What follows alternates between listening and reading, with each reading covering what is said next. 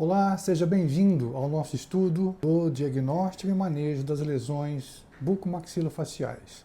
O tema escolhido para a abordagem de hoje é um tema bastante comum aqui no nosso trabalho, no nosso serviço. De certa forma, nos traz uma dificuldade bastante grande, muitas das vezes, na sua resolução.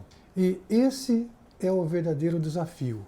Nós identificarmos as condições que levam à condição que os pacientes relatam como sendo boca seca. Na verdade, a boca seca é um termo usado de uma forma mais singela. Os termos mais sensatos seria xerostomia, que é aquela sensação subjetiva de boca seca. Uma xerostomia pode acontecer, por exemplo, num estado emocional, num momento de ansiedade mais elevada, diante de um susto, alguma notícia que gera impacto, enfim, uma emoção suficientemente forte pode gerar um momento em que o organismo, especificamente através do sistema nervoso, ele bloqueia a síntese de saliva. Essas situações usualmente são temporárias, podem permanecer por alguns minutos, raramente chegam algumas horas. Entretanto, existem outras situações em que levam a uma condição da inibição da produção de saliva de forma progressiva ao longo do tempo. E o termo hipocialia, ele é utilizado quando nós temos a capacidade, quando nós dispomos de meios de fato, mensurar a quantidade de saliva produzida por um paciente, por um indivíduo, em um determinado período de tempo. Então, os três termos são válidos, só que os termos específicos, dependendo da necessidade, são utilizados a xerostomia e a hipocialia.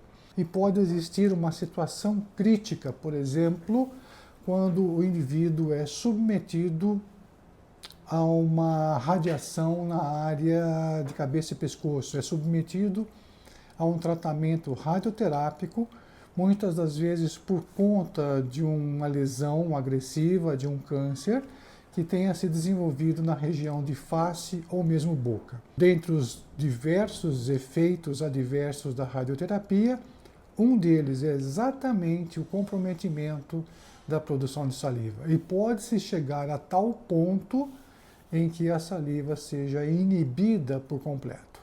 Outras situações similares também poderão estar presentes, como doença autoimune, especificamente a síndrome de Sjögren, que pode levar a uma situação de xerostomia progressiva ou uma hipocialia progressiva, até que se obtenha uma condição de acialia, que, como eu já mencionei, a incapacidade das glândulas de um indivíduo produzirem saliva. Prosseguindo então, esta imagem mostra um perfil bastante claro da maior prevalência da condição boca seca, da maior prevalência da xerostomia. É exatamente em pacientes que avançam na idade, portanto, afeta com maior frequência indivíduos idosos, especialmente mulheres pós-menopausa. Uma série de fatores contribuem para isso. Então, o próprio fenótipo da mulher em relação ao fenótipo masculino favorece essa condição. Lembrando que as glândulas salivares das mulheres têm um volume um pouco menor que a dos homens. Então, naturalmente, elas produzem uma quantidade menor de saliva e que se acentua após a menopausa, que pode se associar a outros fatores. Então, uma das características, depois nós vamos ver de forma mais detalhada, é exatamente essa queixa principal de boca seca. Então, nós temos como quadro dessa condição, a língua se mostra alterada, pode-se observar aqui na tela, por exemplo, uma atrofia, de certa forma, não vou dizer generalizada, mas uma grande parte da atrofia comprometendo o ápice lingual se estendendo em direção ao terço médio da língua, em que nós não observamos mais as papilas filiformes, que estão posicionadas deste lado esquerdo do paciente. Além dessas situações, é muito comum a queilite angular, aquela inflamaçãozinha que acontece aqui entre a junção do lábio superior com o lábio inferior. Inequivocamente, existe uma perda da qualidade de vida do paciente, porque vários outros fatores também são alterados.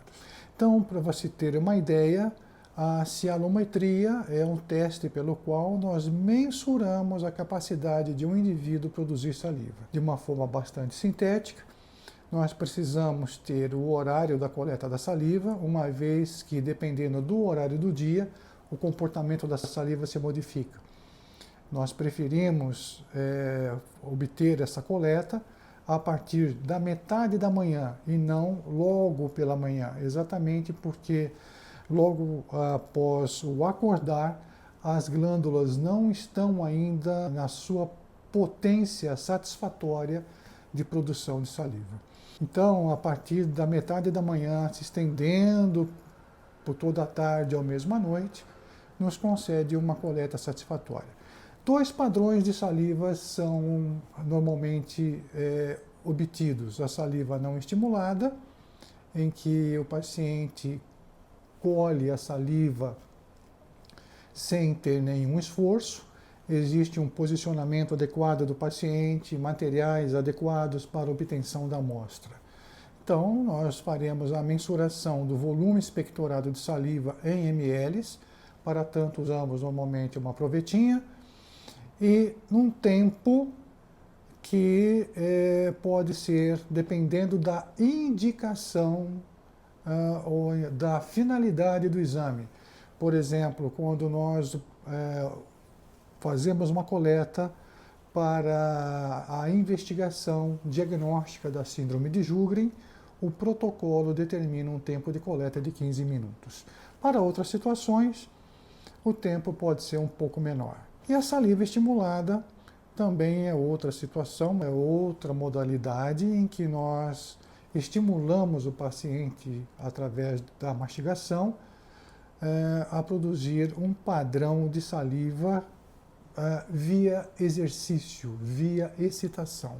Então, mais uma vez, é obtido então um volume de saliva em ml.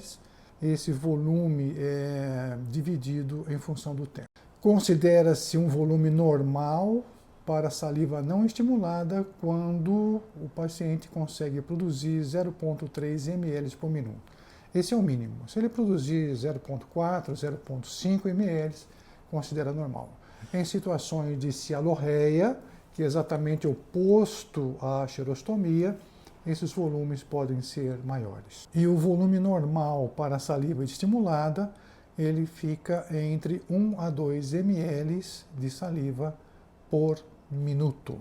Como o nosso foco se refere à xerostomia, à boca seca e assim por diante, nós temos que identificar as possíveis causas que levam a esse transtorno. Existe um grupo de medicamentos que, dependendo do tempo que o paciente os utiliza, sem dúvida, ele se reflete nessa capacidade do paciente produzir saliva. Então, aqueles pacientes que usam anticolinérgicos, que são fármacos, são medicamentos utilizados para distúrbios gastrointestinais, como refluxo, como úlcera e assim por diante. Doenças psiquiátricas normalmente têm a recomendação da utilização de sedativos.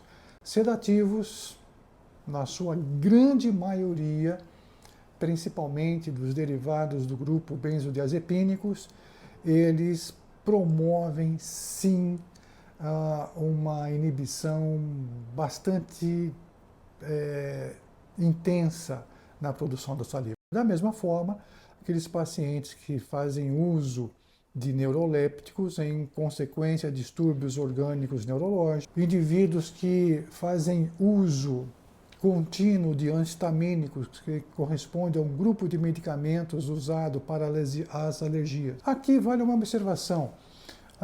Os antihistamínicos mais antigos promoviam essa consequência. Hoje, existe um grupo de antihistamínicos que não tem um efeito adverso tão severo quanto a linhagem mais antiga. Aqueles fármacos ou aqueles medicamentos classificados como beta-bloqueadores, que correspondem a uma das opções para o tratamento da hipertensão arterial, promovem ao longo do tempo uma xerostomia progressiva. Curiosamente, no início, os pacientes não percebem. Então, somente quando gera um desconforto suficiente, muitas das vezes, quando nós submetemos o paciente a uma consulta, eu normalmente pergunto: você tem a boca seca? Ele pensa, e não é que eu tenho?